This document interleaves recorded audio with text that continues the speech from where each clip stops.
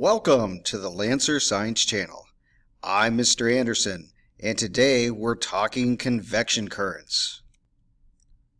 Convection currents take place in any fluid, and today we're going to talk about how they work inside the planet, specifically the mantle that actually causes the plates on the Earth to move around.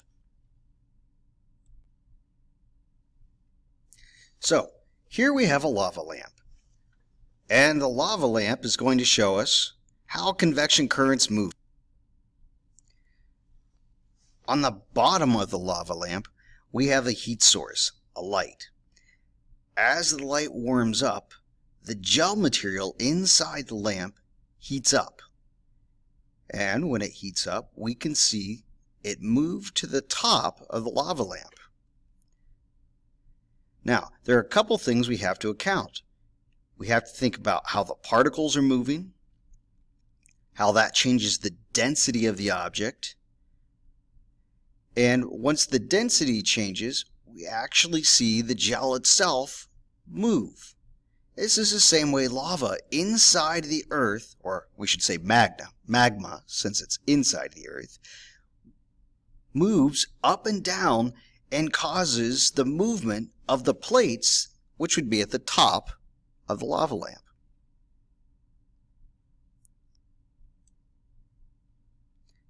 The question is, how does this work? Why is it that we have this molten material inside the Earth and it can actually move up and down, and it has enough energy that it actually can cause plates that make up the Earth to move? To figure this out, we need to look at a different demonstration. So, what we're going to do is take a look at foil. Foil is going to show us how the volume in the lava lamp changes over time. So what's happening here is we're folding pieces of foil into smaller parts. Every time we fold the foil, the space between the molecules is getting smaller. And that's important because that's going to tell us how the materials move in molten rock.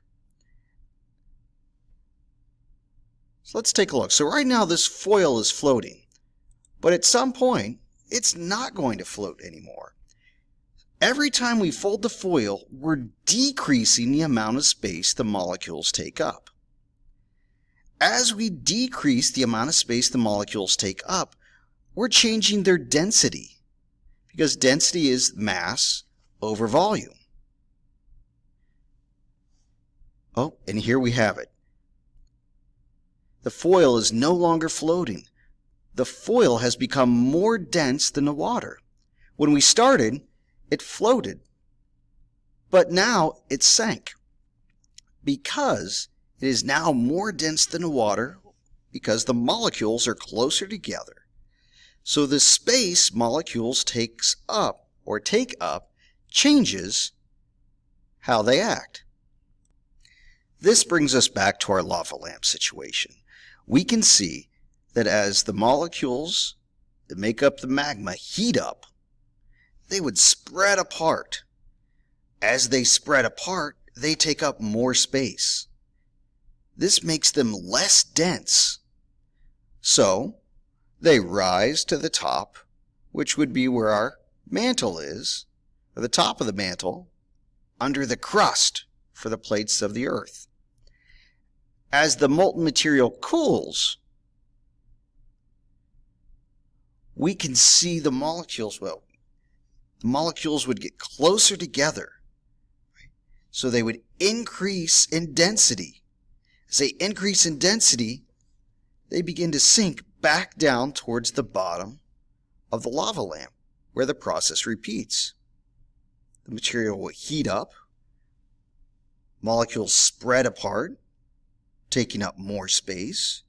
Taking up more space makes them less dense, and they rise to the top until the opposite happens. They cool down, they move in, causing them to become more dense and sink back down to the bottom which in this case would be closer to the core of the Earth where they're then heated.